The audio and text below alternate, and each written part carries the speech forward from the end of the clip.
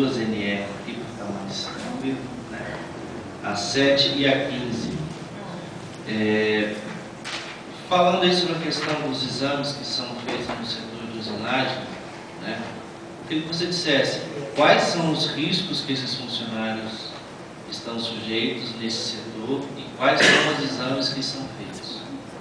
Bom, os riscos da usinagem seriam acidentes, né? Por causa da peça ou o torno mesmo, como um acidente, possa puxar, colocar a mão, machucar, corte. Aí tem o ruído, por causa do barulho das máquinas, que são tornos, né? Principalmente a Polaris, que é uma das mais que chega a tremer. E o pó também, o pó mineral, do ferro, que na verdade não vem da usinagem, vem um pouquinho lá do plasma, lá do fundo. Bom, ergonômico, que é bem menos do que o pessoal da caldeira de outros setores. E o químico, que é que eles mexem muito com o thinner.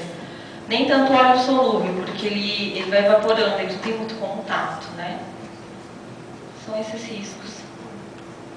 Tá. E os exames? Os exames, geralmente, eles fazem só audiometria, o exame. Né? Que ali é o principal mesmo.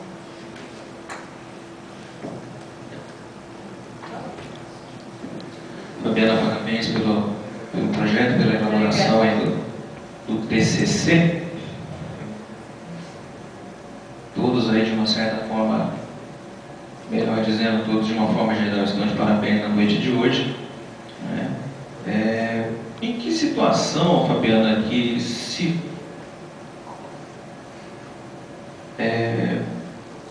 elaborar aqui a pergunta certa para não gerar confusão. Em que situação que se convoca uma reunião extraordinária? No caso de acidente, ou no caso de acidente grave, assim, qualquer que medicate, né, geralmente.